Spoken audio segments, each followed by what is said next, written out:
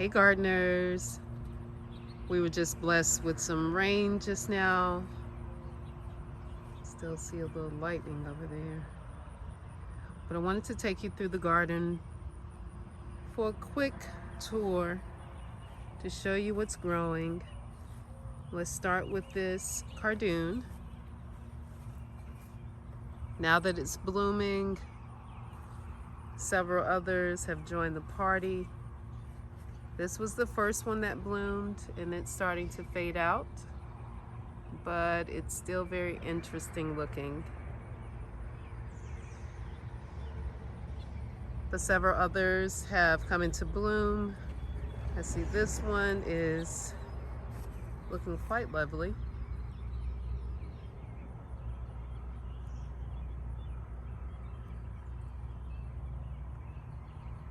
Over here you see some cardboard on the ground. I planted a tree yesterday. This is a Drake elm tree.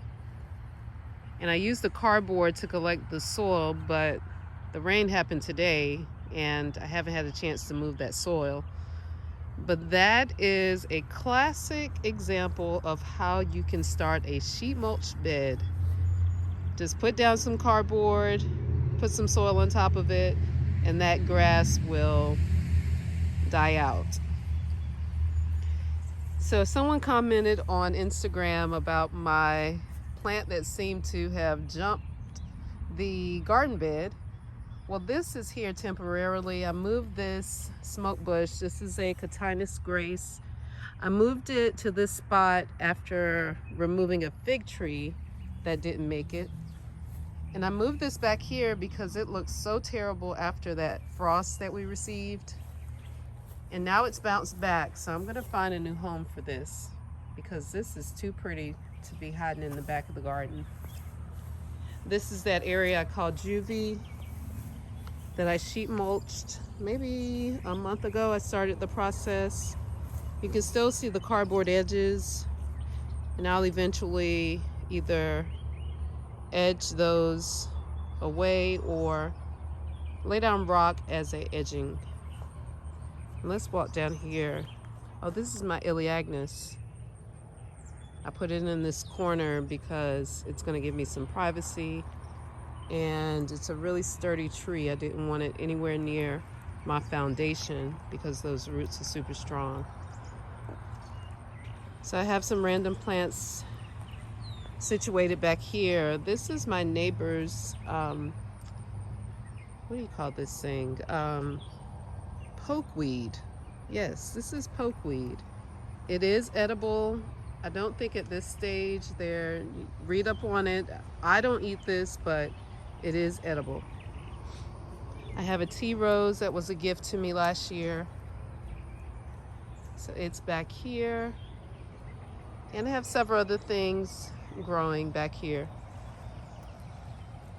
The sunflower's looking really pretty. Oh, look at my daylilies. They have shown up to the party.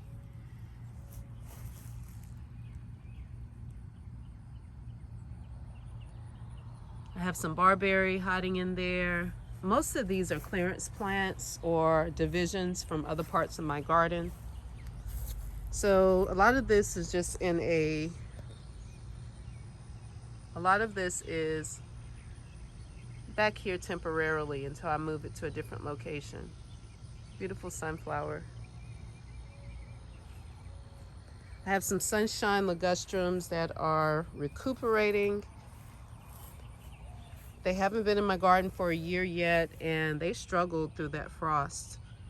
So I'm going to cut those back a bit and see if we can get some new growth on them. Back here I have a vitex that is growing vigorously. I'm so glad because I actually bought this in one container and divided it so that I'd have two vitex bushes. Here's my fruit tree. This is a pear tree. I have sunflowers. This is a volunteer sunflower and it is so pretty.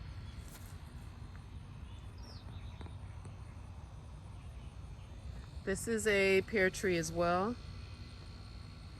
And this one is an apple tree. And I will be keeping these relatively small so they're easy to harvest. So that the fruit is easy to harvest. I have some volunteer sunflowers and zinnias right in this corner, which is pretty cool because they are shading out the weeds that are underneath.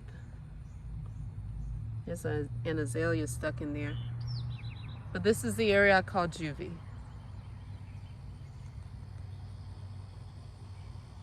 So let's take a walk to another part of the garden.